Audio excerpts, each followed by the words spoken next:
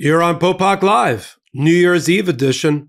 We got a lot to talk about. I'm going to take questions through Blue Sky from a lot of people in the audience tonight, and I'm going to cover things at the intersection of law and politics you need to know as we leave 2024 into 2025. Let's talk about E. Jean Carroll, not just the $5 million win she just had at the appeals court, the Second Circuit Court of Appeals in New York, but the upcoming $83 million she's going to take off of Donald Trump because she was the victim of his sexual abuse. I'm going to update you on a devastating loss for Donald Trump, Alina Habba, and all of his incoming criminal defense lawyers who have now been promoted to top jobs in the Department of Justice and the Solicitor General's office.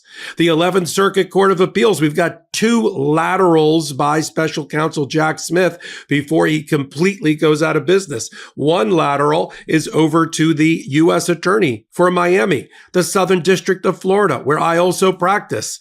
And we're going to talk about what he's just done, Jack Smith, to keep the 11th Circuit appeal alive, to try to reverse the terrible precedent set by Judge Eileen Canon in Florida, in which she found for the first time in 200 years that a special counsel can't be appointed by the Attorney General, has to go through a Senate confirmation process and a new congressional funding resolution. All wrong, all needs to be fixed at the 11th Circuit, and the lateral handoff by Jack Smith to Markenzie Lapointe, who is the U.S. Attorney in Miami, might accomplish that. But I said there were two laterals. The second lateral is going to be Donald Trump and the final reports that special counsel Jack Smith is obligated under law to provide, closing out the D.C. election interference case in front of Judge Chutkan and the Mar-a-Lago case. He needs to deliver those reports to Merrick Garland. I believe he already has. They need to be reviewed. And then Merrick Garland has promised the American people, and I'm going to hold him to his promise, that he's going to disclose those reports to us so that we can dive in and see exactly why Donald Trump was prosecuted, the evidence against him, and what the prosecutor's concluding thoughts were. That we're going to see likely, certainly before January 20th and the inauguration. There is a Maga Civil War that has broken out that we have covered here over immigration. Well, of course it is. Of course that would be it. MAGA woke up and realized they really don't like black and brown people, despite the fact that fair numbers of them and Americans voted for Donald Trump. And now there's a whole fight that's brewing because, well, let's be frank, Elon Musk is uncontrollable, incorrigible, and so is Ram Swami, or as the MAGA social media posts have started calling them, the Doge twins, and that's not a compliment. And now Susie Wiles, who's the incoming chief of staff for Donald Trump, is trying to get a handle, trying to get some discipline in the confirmation process. And she knows that every time there's a social media post, we're one social media post closer to a complete all-out civil war in MAGA. So she's trying to restrain it with a memo. She sent out, isn't that adorable? Susie Wiles, who I'm not sure how long is going to last as the White House chief of staff for Donald Trump. But she sent a memo that got leaked to the New York Post, Rupert Murdoch's paper, probably on purpose to try to get all of the candidates, all the nominees for various cabinet positions, and I assume Elon Musk and others, to stop social media posting from now until the confirmation process. Good luck with that, Susie. We'll talk more about that in a minute. Then we've got a missing person alert, a silver alert. And missing is Representative Kay Granger from the Republican from Fort Worth that represents the 12th district in the House. And the House has a problem. And Mike Johnson has a problem because they can't find Kay Granger. Apparently, she's been in an assisted living facility and has been in a dementia unit. This is the reporting by the Dallas Express on the ground, and isn't anywhere near taking votes or doing her duties in the 119th Congress, which she has been elected to, and is supposedly going to be sworn in. Remember, there's already the slimmest margin of any modern day Congress right now that the House MAGA hold, only a 3-seat margin, which is going to drop even further when, actually it's going to drop to 3 after Donald Trump takes out certain Congress people into his administration. And if you subtract Kay Granger, you're down to 2, which means say hello to Speaker of the House Hakeem Jeffries of the Democrats. We're going to talk about that curious case of the missing representative and why. Well, I'll pause it now. Why would MAGA and Mike Johnson try to hide the fact that Representative Granger is in an assisted living facility and suffering from possible dementia? Is it because it would undermine their narrative and their attacks on Joe Biden? We'll talk more about that. And then I got some questions, stump the Popok on Blue Sky. I've got about a handful of them I'm going to cover right here on Popok Live. I'm so glad you're with us on New Year's Eve. I think we've all gotten our groove back. I felt like I was jumping up and down on one leg on shifting sand since November, but I got my voice back. I got my groove back, and we've got our angle of attack, how to be the party in opposition and how to use that slimmest of margins to our advantage in the House, how to use our opposition party leadership in the Senate, how to use lawsuits already been drafted to go against the worst instincts of Donald Trump's abuse of power. Just ready, itchy finger, just ready to be filed as soon as Donald Trump tries to sign an executive order to take away our rights. We got our groove back, and you're here with me on Popok Live. Let me take a breath. Let me dive right in and catch you up on the E. Jean Carroll case, because there's a lot of kind of confusion, a lot of procedural issues I'm going to try to break down for you here about E. Jean Carroll. You will recall, or I'll tell you straight, that E. Jean Carroll worked for Elle magazine as an editor. And she wrote in a memoir, in a book, in a tell-all, that in 1996, she was sexually assaulted. She went even further than that in a dressing room of the Bergdorf Goodman department store, which is catty-corner to Trump Tower. She said she bumped into Donald Trump. Donald Trump started to playfully banter with her about the purchase of a gift for a girlfriend. It then devolved into, let's go to the lingerie section. Then the door was shut and Donald Trump was on her immediately. And she says sexually assaulted. And two juries have believed her. At least one federal jury believed that she was sexually assaulted and that something was inserted inside of her by Donald Trump during that period. And so there were two separate cases filed by E. Jean Carroll. They were tried separately in front of two separate 9-person federal juries in New York. The first case that she filed, we sometimes refer to that as Carroll 1, was about statements that Donald Trump, well, it was about the sexual misconduct, but it was about the statements that Donald Trump that were defamatory when he was in office in 2017, in which he called her a hoaxer, a shakedown artist, not his type, ugly, never happened, and the like.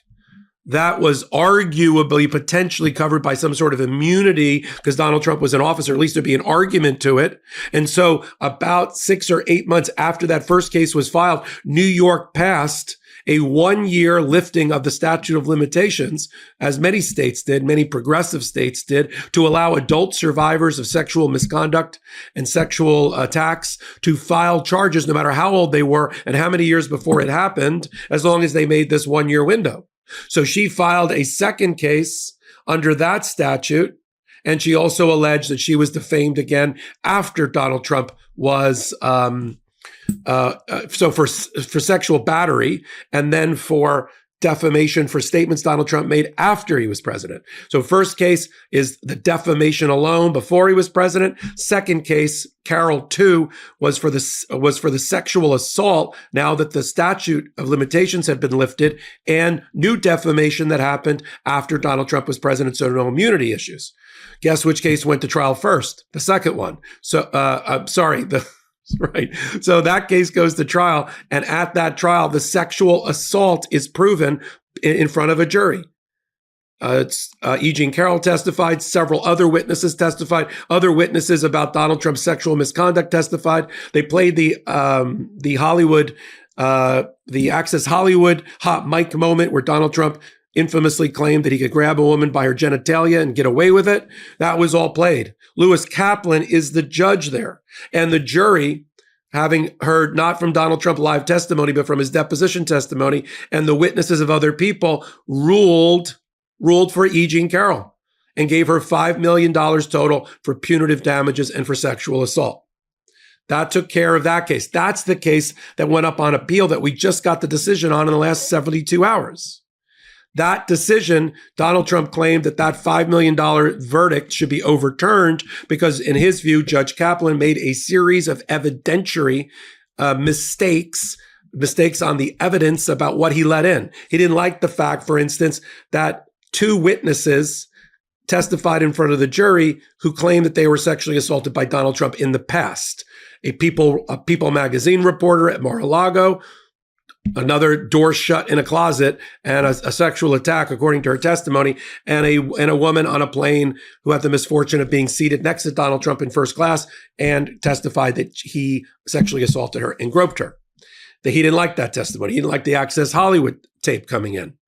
Ultimately, the Second Circuit Court of Appeals disagreed with Donald Trump and their lawyers and found again for E. Jean Carroll. She is this close to getting her $5 million. Donald Trump could try an appeal to the United States Supreme Court, but I don't see that happening because he tried an appeal on a related case involving E. Jean Carroll and Trump before, and the Supreme Court wouldn't even take it up on appeal. So that's the $5 million. But this leads to the $83 million because in the second trial, when Donald Trump decided he should testify and did testify, the jury really hated him.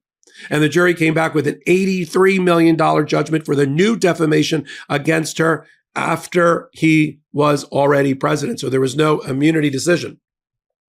In that particular case, the immunity decision had already been made by the Second Circuit Court of Appeals in a prior case proceeding argued by Alina Habba.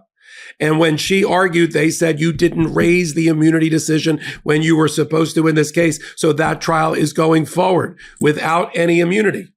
Now, at the end of the day, that case is still up on appeal based on whatever errors that Donald Trump believes the judge made. And so we're waiting on the decision by the Second Circuit on the $83 million. Now, when he lost the immunity ruling by the Second Circuit, Donald Trump took it to the Supreme Court, but they're not interested. It's been over a year and a half, and they have not agreed to take that case to disturb the finding of the Second Circuit that Donald Trump did not have immunity to defame E. Jean Carroll. So this is why she's going to get, I believe, $100 million with interest between the 2 judgments between now and 2025. Donald Trump wants to take a victory lap on his way into the presidency and inauguration, but a cold, hard rain is currently falling on him with all of these cases. We've got the E. Jean Carroll case. Then we've got a side note. We're waiting still on Judge Merchan in the New York State Supreme Court case to make a decision about whether the conviction, 34-count conviction against Donald Trump for business record fraud and for the conspiracy around the Stormy Daniels payoff, whether that should be thrown out or not. Likely he's not going to throw out the conviction. And then we get to the question of, is he going to sentence Donald Trump before the inauguration or just after? That is still pending. We're still waiting on the appellate court in New York State Court to rule on how much of the $450 million civil fraud judgment Donald Trump is going to ultimately have to pay. Is the First Department Appellate Division in New York going to cut it in half, going to cut 30% off, going to cut it down to size? We're waiting on that ruling.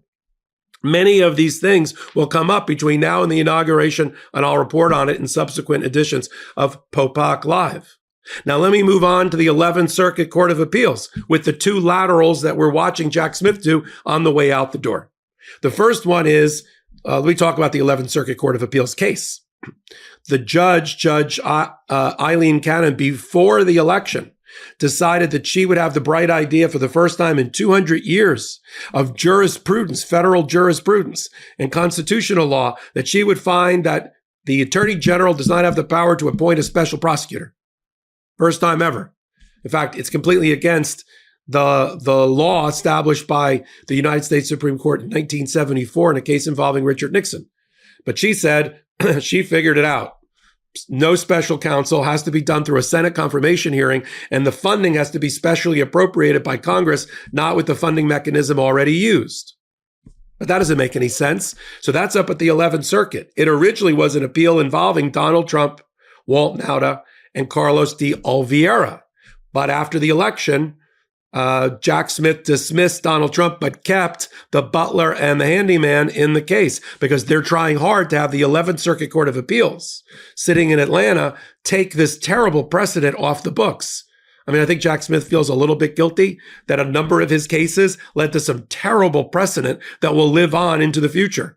You know, he took on Donald Trump on the immunity case. We have a terrible immunity decision by the United States Supreme Court. He's trying to get this out the door and off the books with the 11th Circuit. It's a race right now because as soon as Donald Trump gets in, moments after January 20th, he's going to pardon Walt Nauta and Carlos de Oliveira. And you need a party in order for an appeal to go forward. So I think Jack Smith sending the appeal and assigning it, if you will, to the U.S. attorney in Miami, who has stepped in and appeared in the case, is trying to hold the ring long enough to allow the 11th Circuit to rule before the 20th of January, or all bets are off. It's up.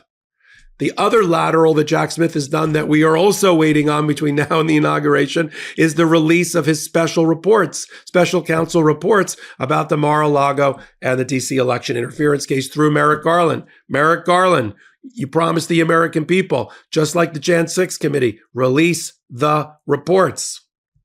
Okay, now you're caught up on E. Jean Carroll, all things New York and sentencing, and the 11th Circuit and the two laterals by Jack Smith.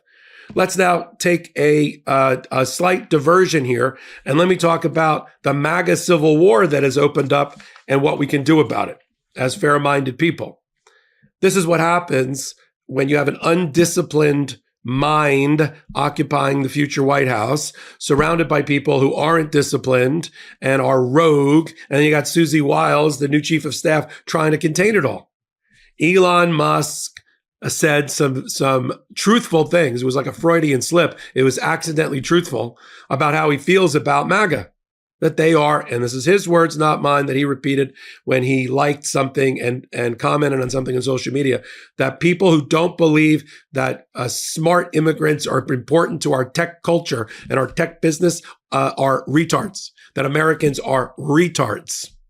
And if you didn't like that, then you're going to hate what Ramaswamy said, which is that America has a culture of mediocrity and they can't fill the tech jobs. Now, that pissed off people like traditional OG MAGA, like Laura Loomer, who said, and I'm paraphrasing in a social media post, that she didn't vote to have two billionaires with an open checkbook determining immigration policy and letting in all Indians and brown people into the United States, that that's not her MAGA immigration policy that she voted for, and that they should get out of Mar-a-Lago and stop influencing policy.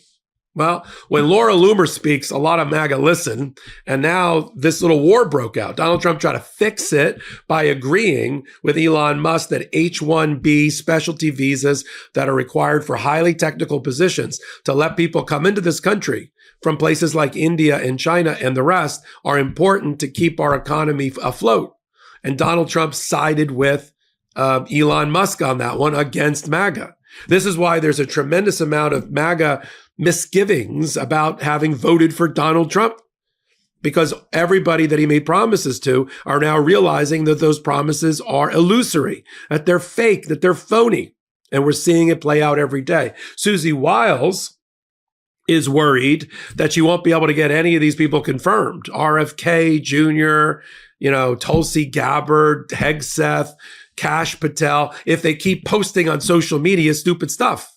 So she sent out a memo, a report, warning them, reminding them that they are not to post on social media. Stop it, cut it out. I mean, I feel like she's like the school teacher, the substitute school teacher who showed up in 7th grade and a food fight broke out. Now she's trying to regain control. Good luck, Susie Wiles. Remember, Susie, the average time for a chief of staff for Donald Trump to be in office was about 5 months. You're on the clock is all I'm going to say. I don't think that's going to work. And then you've got this, moving on for a minute, you've got this craziness with Donald Trump when he's not doing social media posts going after our allies, trying to interfere with the German democratic election process, try to interfere with one of our allies, try to bring down the Canadian government and Justin Trudeau, right? Try to bring down the French government. These are supposed to be our allies. We're not supposed to be interfering and siding with the alt-right in these countries, but that's what Donald Trump's doing. Or going after China with 20% tariffs threats, and then China responds by authorizing cyber hacks of the Treasury Department and Donald Trump's cell phone. How's that going for you? Donald Trump threatens Putin, and says there needs to be a ceasefire now in Ukraine. And he says, I reject your ceasefire plan. And he bombs the crap out of Ukraine on Christmas Day. How's that going so far? Donald Trump says one thing and it destroys the financial markets. We've just seen that happen. What's going on with Greenland and Panama? Okay, Greenland, it's been corrected to me. Somebody has corrected me on Blue Sky. It's 4 times the size of Canada. I think I said it was twice the size of Canada. It has 56,000 people. It is a protectorate of Denmark. It is part of the Denmark social state. There's a lot of amazing, great reasons to be a citizen of Denmark because of all the things you get as a mandatory obligation under their constitution as a social safety net. And those 56,000 people are enjoying the benefits of that. Now, Donald Trump doesn't really want to take over Greenland. He just recognizes that Greenland as a buffer with Russia and China and with the environmental impacts of greenhouse gases and the warming of the environment, which they deny. They want to take control of it. They want to take control of drilling and petroleum exploration and gas exploration and new maritime channels opening up because of the melting ice caps and all of that, and get control of the Arctic. So they want at least Denmark to spend more of its money protecting Greenland so that Russia doesn't take it over, because Russia's already encroaching on Greenland. So I kind of get the point, but they are an ally, as is Denmark. So the Danes are like, what are you talking about? And we're not going to be your 51st state. And there's no way Donald Trump's going to be able, through persuasion or a vote of Congress, to offer enough money to take Greenland off of Denmark's hands, or to get Greenland to say, sure, we'll go with you instead. And there's no way he's going to take it by force. It's sort of a stupid argument, but we keep talking about it because Donald Trump keeps sending proxies on places like Fox News that says, we should just add it to Alaska. And I'm like, are you kidding me? But let's be frank, that's not what Donald Trump wants to do. He just wants the Danes to spend more on military to protect Greenland from incursions by Russia and China. All right, that's where we are with the catch up on Greenland. Panama. We lost a lot of lives fighting in Panama and helping to dig the canal. I get it. But Jimmy Carter, great president, just died at the age of 100. You want to see a show-stopping show of patriotism and not a dry eye in the House? January 9th, when Jimmy Carter lies in state in the Capitol. That's going to be one not to miss, not the thing that happens on January 20th. But Jimmy Carter signed the Panama Canal Treaty and returned which he's allowed to do, and Congress ratified it to return the canal to the Panamanians. Now, Donald Trump apparently just woke up and figured out that China is in North America and in the Western Hemisphere, and has been investing in infrastructure in the Caribbean, in Central America, South America for a long, long time. Wake up. Wake up. They're building the bridges and the tunnels and the infrastructure and the hydroelectric plants and the wind turbines that Americans haven't been doing for years to try to get a sphere of influence in Central and South America and in the Caribbean. Just go to any of those countries, go travel, and you'll see these amazing public works, all sponsored by Chinese money. Just talk to the locals. So he just woke up and figured out that they're trying to do the same thing in Panama, and that they're using the Panama Canal for their trade, Well, that's what happens. So threatening Panama, who's already firing back the way he threatened Mexico and Canada, is not going to work. And it's this kind of mental instability, this undisciplined mind that we have on display, that is only emboldening our enemies to take advantage of what appears to be a completely erratic person. I had a conversation with somebody the other day, a Republican. Fine. I have to have conversations with them. I enjoy other people's company, and sometimes they're Republicans. They're usually Rockefeller, Reagan, Goldwater Republicans, not MAGA. But, I was talking to this, person, a smart guy, works in financial services. And he said, I think it's better to have an erratic Donald Trump. I think that's better for our national defense. That is so upside down backwards. We are just more vulnerable because our enemies are going to exploit this erratic careening from crisis to crisis and social media posts that Donald Trump exhibits in 2016. And does anybody think he's less erratic now, right? He's less moving into his demented state? We saw him during the campaign. He was out of gas. If that campaign had gone on another month, I don't think he would have made it across the finish line. So, no, erratic, that's not a policy. That's not the Trump policy to just act crazy. It's not a movie. So that's not happening. So let me move on. And let me talk a couple of ways. Let me take just a quick breather here. Let me talk a couple of ways about how to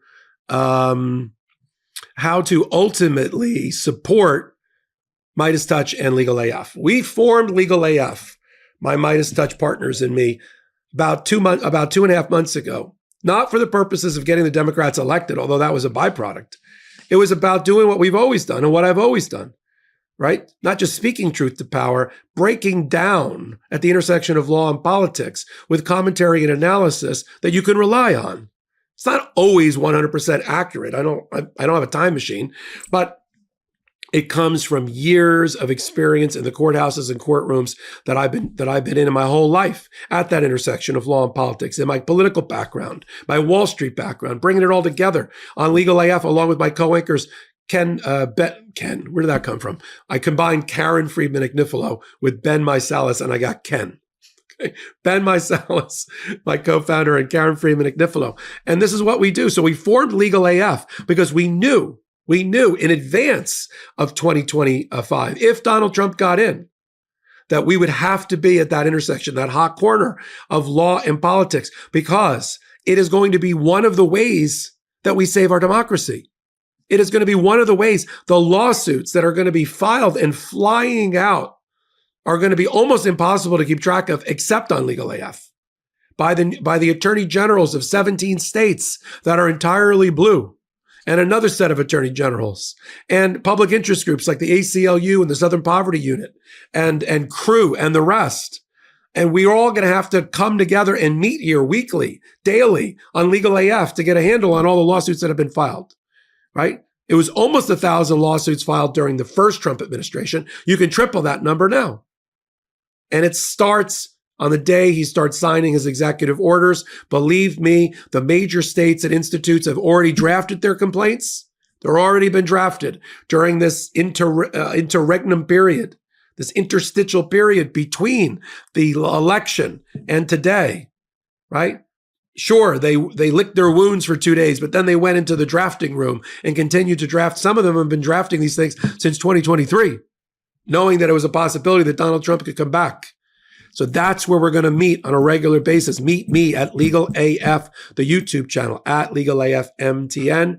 And I'll be there curating some of the top stories, some of the top commentators at that same intersection.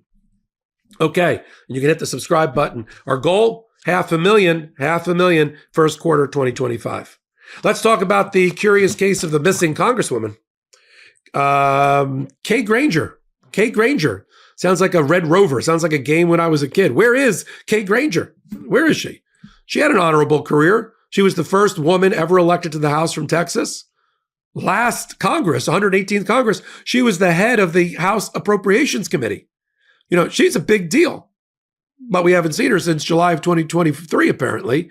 And now there's reporting coming out of the Dallas Express, who's on the ground, who's gone to the assisted living facility and has confirmed that she's been in an assisted living facility and maybe a dementia or memory unit all this time and hasn't been available for votes. And you know who hasn't reported that as they were supposed to the Ethics Committee of the House? Her staff, her chief of staff, her communications director, her policy director, and none of them have responded to inquiries from the media. Where is she? When they tracked down her son, who runs a restaurant in Dallas, he got abusive and said he would beat the crap out of a reporter who asked about his mom. That only gets my antenna up that there's something wrong with Kay Granger. And here's what I'm positing. Did MAGA and Mike Johnson and Donald Trump and the others, were they hiding the fact and not leveling with the American people about the fact that their slimmest of majorities, the slimmest in American history in the House, got a lot slimmer with the loss of Kay Granger? And it would undermine their narrative against Joe Biden because they wanted to constantly attack him as demented Joe Biden. as mentally impaired Joe Biden, as mentally incapacitated Joe Biden, but they couldn't necessarily do that when Kay Granger was in a memory unit in an assisted living facility instead of doing her job for which she was paid by the taxpayers. Is that why, Mike Johnson? You'll have to answer to the ethics committee. There should be a full ethics investigation. Even Republicans are calling for it. They went after, Dianne Feinstein, the senator from California, before she died, about her abilities. They go after Joe Biden even to this moment. What about Kay Granger? And so I'm going to continue to keep the pedal to the metal until we find Kay Granger. Now let's talk about margins. When the 119th Congress comes in, it's going to be the slimmest margin in the history, in terms of seats, in the modern history of Congress, held by Congress. And they're not all MAGA. That's the problem. There's a fair number that aren't MAGA and aren't beholden to Donald Trump. In early 2025, after the administration comes in, they're going to be down to just three. Just three. No, sorry. Let me get the math right. They're currently a 5 seat. They're going to lose 3, and they're going to be down to just 2. And that includes Kay Granger, which means they got a 1 seat majority. 1 seat majority. You know what that means? I'll give you a Popok translate. Welcome, Speaker of the House Hakeem Jeffries. You thought the 118th Congress was a do-nothing Congress, which they were. You thought they couldn't get anything done. And to answer a question that came out of blue sky, if there's no speaker, you can't conduct any business. So if they don't elect a Mike Johnson on the 1st or 100th ballot, and there's no Speaker of the House, they can't do a darn thing. They can't make any laws. They can't do any business. And it's arguable whether they can certify the election. We might be dropping down in the list of succession as to who'll be president after Joe Biden. So that's why Donald Trump and the others are leaning so hard to get Mike Johnson on the 1st ballot or the 10th ballot or whatever it was for Kevin McCarthy, the 18th ballot or whatever it was. So you have anything major, appropriations, funding, spending, war resolution, anything to help the American people, it's going to be Mike Johnson knocking on Hakeem Jeffries' door and asking for help. Just like he did over and over again, because they're going to need 20, 30, 40, 50 Democrats to come across and help, because he's not going to be able to hold a 1-seat majority, especially when Kay Granger isn't anywhere to be found. We'll continue to follow that. But this is an opportunity for the Democrats. That's why I said at the top of this Popok Live, we got our groove back. The Democrats spent the end of the 118th Congress kind of feeling it. Getting their tactics and their strategy, their parliamentary procedure. Yeah. Hakeem Jeffries learned at the knee of Nancy Pelosi. There's no more disciplined leader of the House ever in the history than Nancy Pelosi. That's why the Republicans and Donald Trump hated her. Although Donald Trump would always tip his hat. She was the only person he didn't give a nasty nickname to, was Nancy Pelosi. Yeah, because she's tougher than he was or ever will be. Hakeem Jeffries learned from her. And she's still around as Speaker Emeritus, guiding, helping, coaching, strategizing. I like our chances with a 1 or 2 seat slim majority with a MAGA movement that's not in complete control. They won't get anything done in that Congress. Nothing without the Democrats say so. Period. Senate, a little bit different. They got a 5-seat lead in the Senate, 53 to 47. Okay. Can I go back for a moment? In that 2-seat or 1-seat lead is also another person, another congresswoman who said she's not going to caucus with the Republicans. She's not going to automatically vote Republican. So there's basically a no-seat lead for the Republicans in Mike Johnson. Good luck on that. We'll have to watch on how long it takes them to select Mike Johnson. Senate, they got a 5-seat lead, but the Democratic senators, Cory Booker and Dick Durbin, Chuck Schumer, and the rest, Blumenthal, Tammy Baldwin, they are ready. Klobuchar, a lot of them trained lawyers or military people. They're ready to do a live autopsy every hearing against the Republican position and candidates. And we're here for it. So we got the court system I talked about, the importance of the 250 or more federal judges that Joe Biden put in place. We still have friendly circuit courts and friendly federal judges, and DC still mainly controlled by Democrats. And that's where a lot of these lawsuits are going to be filed against Donald Trump's wildest urges. It's not going to be filed in Texas. It's not going to be filed in Minnesota. It's going to be filed in DC. And we got a fair shot in DC, of course, up until we get to the United States Supreme Court. So that's the case of the missing Congresswoman and its impact on the margins. Let me take just a minute, and talk about this 14th Amendment thing that still seems to be brewing on the internet and a march. I'm all for marches. Marches, peaceful protests are a way to have in a participatory democracy. That was a lot harder to say out loud than I thought it was going to be. A participatory democracy, I believe in First Amendment speech and in marches. So I'm not going to dissuade anybody from marching, but I am getting a lot of criticism, which is uncalled for, in my social media post about why aren't you getting behind the 14th Amendment and Section 3 and the ability to disqualify? Okay, because I don't deal in magical thinking. Because I also know how to read. I also know how to read the decisions by the United States Supreme Court, and I can also read numbers, and I know how many votes there are for this. And everybody focuses on Section 3 of the 14th Amendment. Nobody focuses on Section 5, which the United States Supreme Court says is the important aspect of the 14th Amendment, that Congress has to act. Everyone's like, no, Popok, it means Congress has to act to take away a disability. He is an insurrectionist. He should be already disabled. I understand that, but that's not what the Colorado case said. That's not what Anderson said. And if you read between the lines of Anderson, you know where the votes are in the United States Supreme Court. They are not going. Let me say this one more time. It is my honest opinion, based on my constitutional scholarship and my understanding of the case law, for having done this for a minute or two. It is my position that although on the face of the Constitution, the arguments to have Donald Trump automatically, without any self-execution, by self-execution, without any act of Congress, to deny him the seat as the president exist on paper. I understand that. But that's not what the Anderson decision said, and that's not what a logical extension of Anderson jurisprudence means, right? The progeny that's going to come from Anderson will stand for the proposition that Congress has to create either an impeachment mechanism, hold a hearing, hold a vote in order to deny this quote unquote insurrectionist his position as president. And that doesn't mean don't march. It just means march with a clear head. Right? March without magical thinking. And don't get mad at your fellow Americans who have a lot of experience in this area, who don't agree with your analysis or what is being shoveled towards you in this area.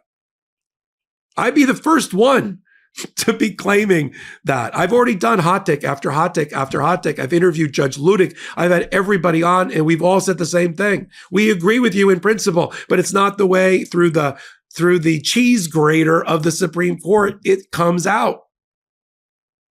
As hard as that is to hear. And so that's where we are on that particular issue. Congress would have to act. 2/3 of Congress would have to act. A majority of Congress would have to act. And there's no way a majority of the Senate and the majority of the House is going to deny Donald Trump a seat, especially after the vote has already been taken. Okay. That's that. Let me go to questions. Stump the Popok. Questions from Blue Sky. I posted today that I'd be doing a live and I'll take questions. And I got about, 70 or 80 questions I thought were very, very good. I could do a whole show just on questions. I may in 2025. Let me just go through some of the questions that I thought were interesting that I haven't touched on generally. First one was about the pick of the speaker on January 3rd. And what happens if there is no speaker chosen come January 6th, when it's time to certify the election? Well, let's go through this. Fundamentally, if there is no Speaker of the House chosen on any ballot, despite numerous ballots, they just can't get to a majority vote on a speaker. That Congress is shut down, dead in the water, right? It's just listless at sea with no engine and no wind. It can't do a darn thing. It cannot conduct business without a Speaker of the House. So, it'll be a lot of sitting around and shaking fists, but they're not going to be able to get a darn thing done. They can't do appropriations. They can't do committee assignments. They can't, which is how the House operates. They can't start working on hearings. They can't do confirmation hearings for the nominees, which everybody wants to get started on their MAGA side. They can't do any of that. And I would argue that that they shouldn't be able to also certify the vote without a speaker. Now, there's a special exception under the Constitution and the Electoral College Act that doesn't necessarily require that a speaker be in place, but I would argue that it needs to be in place. So we would object to that if they tried that at all. Somebody else threw in a question that there's a lot of chatter in Musk world about Elon Musk being Speaker of the House. Could that happen? And how could that happen if he's not an American or natural born citizen and could never be president, since he's in line to be the president as a Speaker of the House? The answer to that is you don't have to be a member of the House in order to become the Speaker of the House. The Speaker of the House can be chosen from outside, doesn't have to be an elected official, and they can be the Speaker of the House if that body decides that that's what they want to do. I mean, there was a rumor that Donald Trump would become Speaker of the House if he lost the presidency. Somebody wrote, well, how could he be Speaker of the House? Because he's fourth in line. I think it's fourth in line for the presidency, and he can't occupy the office because he's not natural born. Well, they'll just skip, and they'll go to the fifth in line. I don't know who that is, the head of the agriculture department. I'm not sure, but I'll look it up at another break. But they just skip him. He would be the Speaker of the House, but he would be disabled from being president of the United States because he violates an aspect of the Constitution. So that's the Musk thing. I don't see this happening, by the way, but I don't think he's at all popular with the MAGA base, nor with MAGA in Congress, Elon Musk. So we'll just leave it at that. And 14th Amendment update. I just gave you my view about the 14th Amendment and how it does or does not apply. I've also argued that for the sake of good justice and good and welfare, the Democrats, there only has to be 20% of them, should get together in the House and the Senate and object to each, if they can, to the irregularity of the electoral votes. Try it. It can delay things. They can hold a hearing. It could be a lot of fun.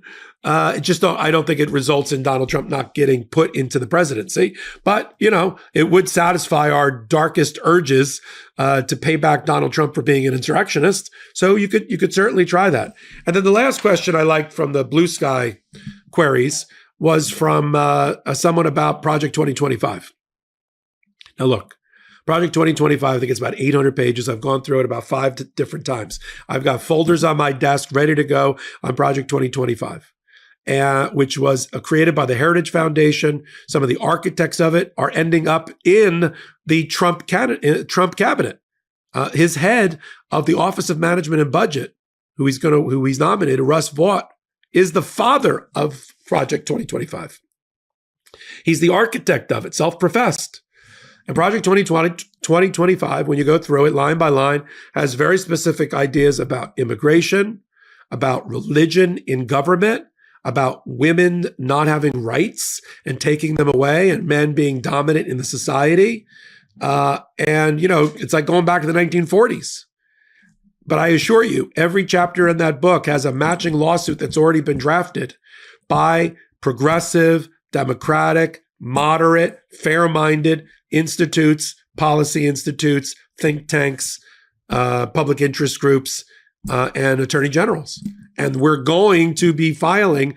The good news, I said this early on during the campaign, is that we have the playbook for the other side. It'd be like playing a football team and finding it, at halftime or the day before in a bathroom, the entire playbook for the team you're about to play. We have the playbook for Donald Trump. He didn't distance himself from 2025 in reality. He just did it on the campaign trail. He brought in half the people in his cabinet are coming from the Heritage Foundation, which drafted Project 2025. J.D. Vance was part of the architecture of Project 2025. And so we know the playbook because they wrote it down and we have the receipts. So that's what we've been working on in the meantime. That's why, again, Legal AF will be your home. Not to get annoyed, not to get sad, to get enlightened.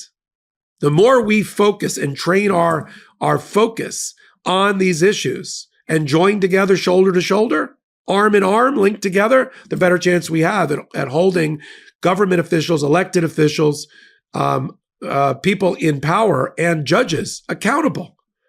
It's not about, as I've said before, many, many times after the election, resignation, right? Giving up is not a strategy. We have to be in vigorous opposition for the next 2 years and make Donald Trump the lamest of lame duck presidents. The sooner we can nail him in courthouses, in courtrooms around the country for his executive orders, not his crimes, those days are over. His actual policies reflected in executive orders that are unconstitutional, that are illegal. The sooner we do that and tie him up, he doesn't. Let me give people a bit of confidence going into 2025.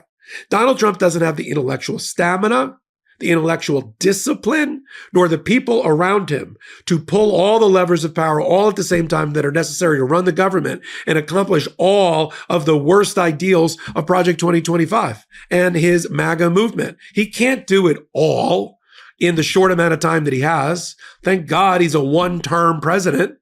And for those that have watched it, especially when in advance he's a one-term president, like the second term of somebody elected twice, you see how little they can really get done in that short amount of time. He's got about 18 months to get stuff done, and he can't get it all done because he's got a lot of rogues within the cabinet that don't see eye to eye with him, that have huge egos and want to do their own thing. So while he's busy herding this crew and reining them in and dealing with his own undisciplined mind and lurching financial markets and our enemies and our allies and lurching them left and right based on 3 o'clock in the morning social media posts, and then trying to run his businesses on the side, not even on the side, front and center. I'm sure he's going to spend 3-4 hours a day trying to run Trump Organization and cryptocurrency and the rest.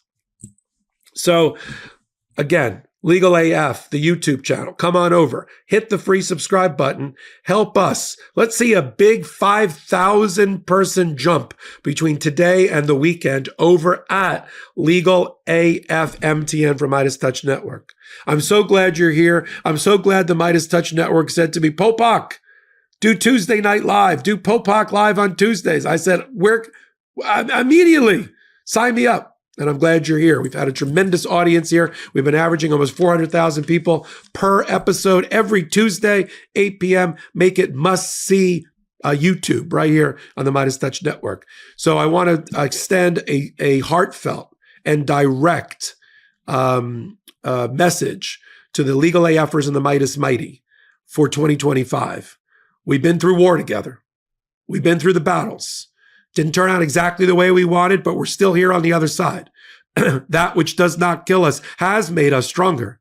We at the Midas Touch Network and Legal AF, we have our bearings. We have the North Star. We know how to get us to a resounding victory at the midterms. Stay here, stay educated, stay engaged, and we will, and I will make it my life's work to keep you enlightened about law and politics from now until 2025. I'm doing this as a full-time gig now.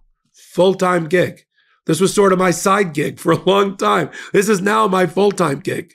That's how important the results of the election were to me, my family, and Midas Touch. Popok, full-time, Midas Touch, Legal AF.